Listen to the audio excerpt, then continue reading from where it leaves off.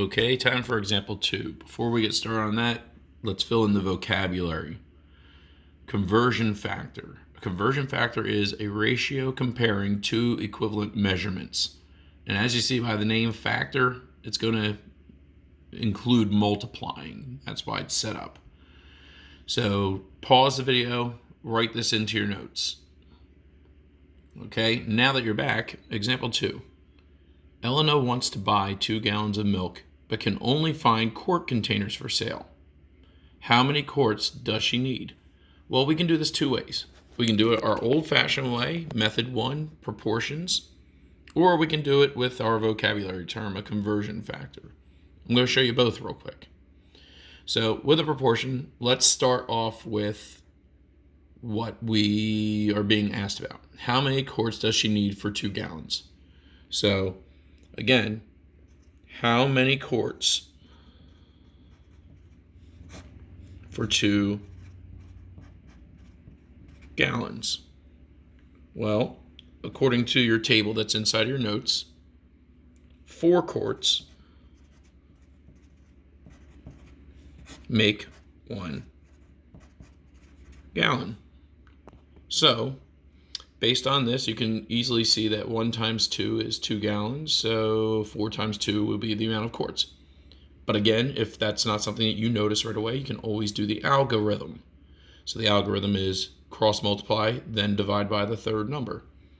So cross multiplying will be 2 times 4, and then we'll divide by 1. 2 times 4 is 8. 8 divided by 1 is 8 quarts. So that is using our proportion, which we've been doing and we're used to doing it. Now let's look at the conversion factor. Conversion factor isn't too much different than a proportion. Okay? You're going to still start off with the fact that you have the idea that you know 4 quarts is 1 gallon. Now, there's a reason why we have it in this order. And this is our conversion factor, by the way, a ratio of 2 equal measurements, because 4 quarts is equal to 1 gallon. That's why it's called conversion factor. But there's a reason why we have quarts on top and gallons on the bottom, because if this were a different problem where we were trying to find gallons, how many gallons is this many quarts, then we would have this upside down. Because the idea is that we're going to multiply this with what we know. We know that she wants 2 gallons. And what's going to happen here is just like with the butterfly method, how you cross-reduce.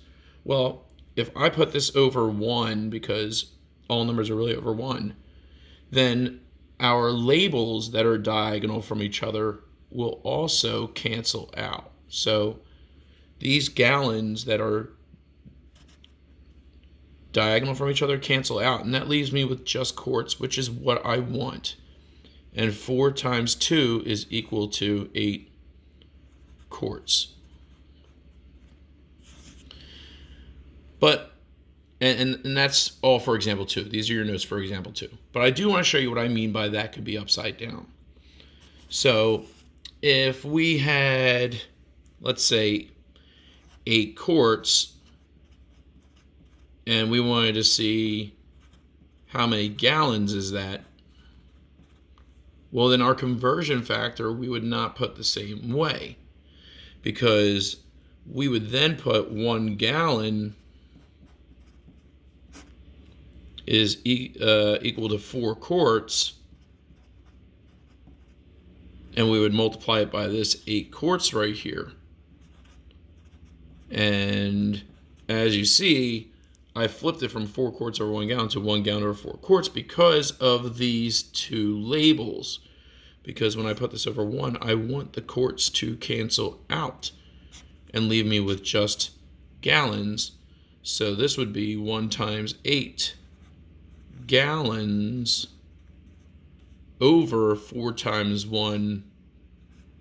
And there's no label there, because these labels got canceled out. So now it's just 8 gallons over 4, and 8 over 4 becomes 2, because 8 over 4 reduces down to 2, and the only label I have is gallons. And that would be the answer if I had to do that problem.